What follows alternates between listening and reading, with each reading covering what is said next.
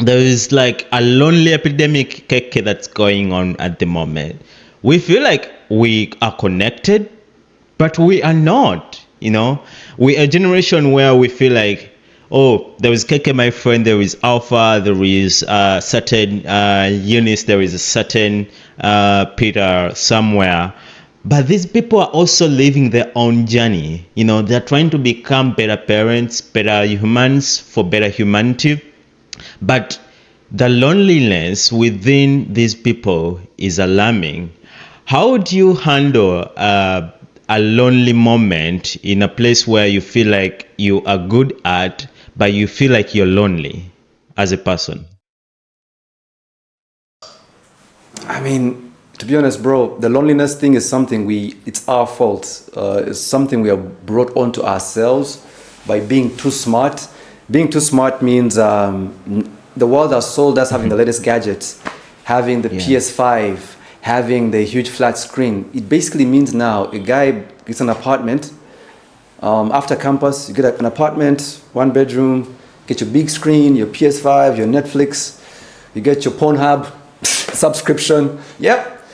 And then you have social media. So you have all these friends you've never met around the world. But you're all buddies, you DM each other, you follow people you've never met. Now you have AI models, you have everything else. So everything is happening on screens in your house, but not physically. And we have made it okay.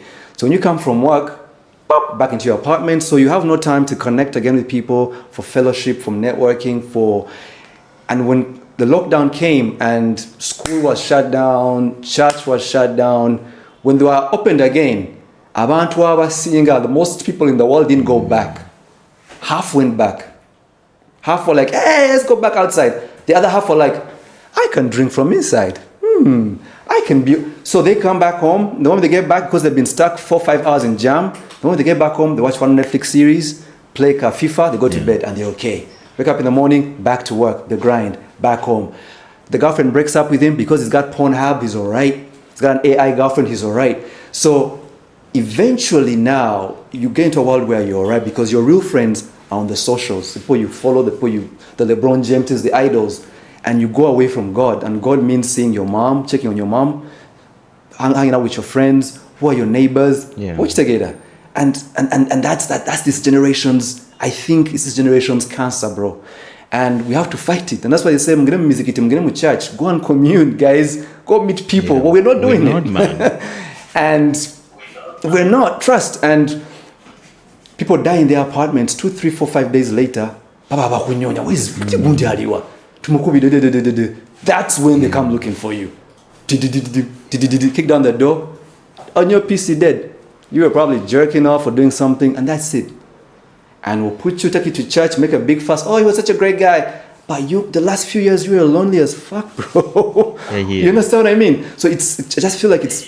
And yet your mom is there. And all she wants is 10 minutes on phone with you, come see the older man in the village, send her 50K. But now, bro, you're spending 5 million on a bloody gadget, on a PS5, on whatever. Hello? So the humanity bit of it, just connecting, loving, has just made us so... And look at the divorce numbers.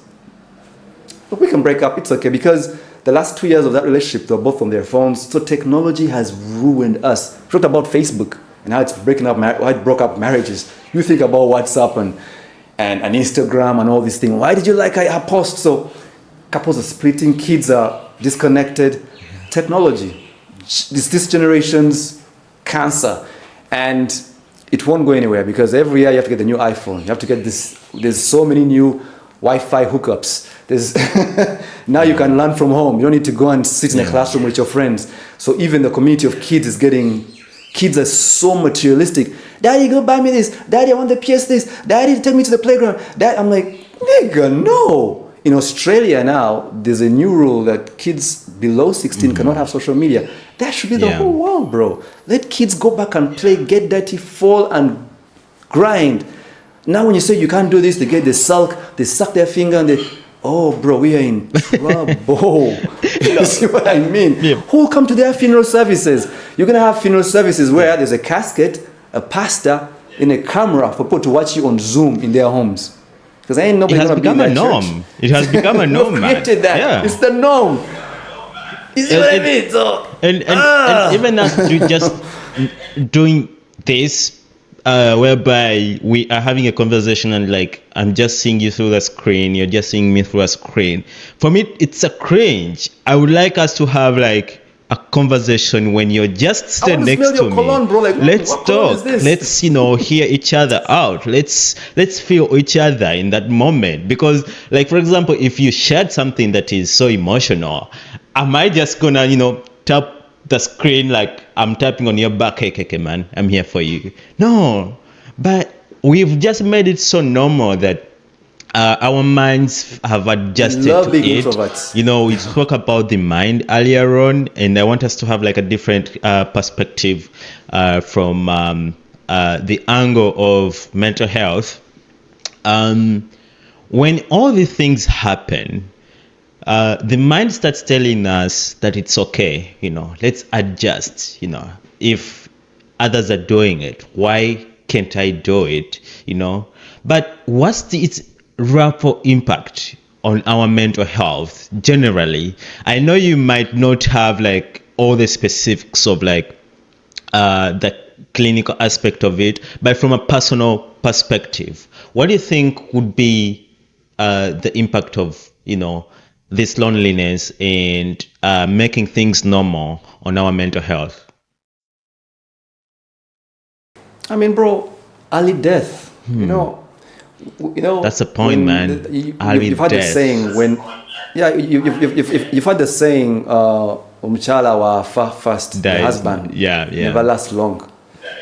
Yeah, you've seen that many of our uncles, if the wife does first, Auntie Gundi, the husband a year later is gone, or 2 years later, because the guy has been used to his wife being at home, a warm meal, even if they're fighting, just having love somewhere. So it's the same thing, if the loneliness gets too much, because you had people in school, you went to campus, then get into your mid-20s and then you're alone in some apartment in Stockholm because you're jobbing. By the time you're into your 30s, that depression, it becomes a cancer, bro. And they say loneliness is worse than cigarette smoking. So early death. Because and they say even when you retire early, you die early because you've lost the zeal to fight, reason to live. You don't have a kid to look at, your friends to fight for, or a girlfriend to want to be alive for. Many men will work hard the day he gets a beautiful woman. Once he gets a gorgeous girl who makes him great coffee, looks good, nice melanin, that guy will be like, let me even get another job. Let me fight. Let me stop driving this small car. Let me get a bigger car because of this new girl. So that's life. When you have reasons to do stuff, you'll do stuff. People, let me get a simple example. If you remove the Premier League from Uganda, the last 30 years of the last 20 years of the Premier League, do men leave their homes to go to the bar? The ones who don't drink.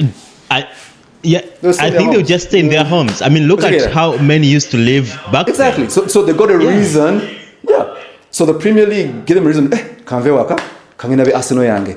So use that same reason with, bro, I got friends. Let me go check on my buddies. Let me go check. And because of love thy neighbor, you love yourself, it means you're going to get more deals, more connections, more business plans once you go to people's barriers or to go to church, you go to a dinner here because you're going to meet more people. And by meeting more people, you ask more questions.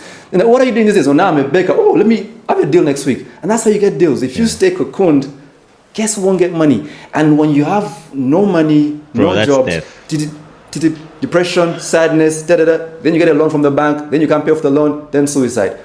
So all the things just come down pressuring you to, what am I doing in my life? You get into your mid-40s, oh man, all my friends have kids, what do I do? So then you start running all these races in your head, all because you just cocooned yourself. And I just feel like, bro, early death.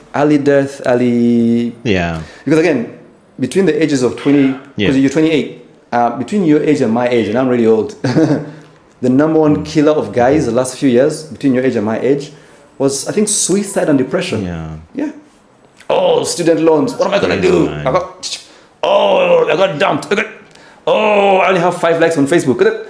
Oh, I lost in betting.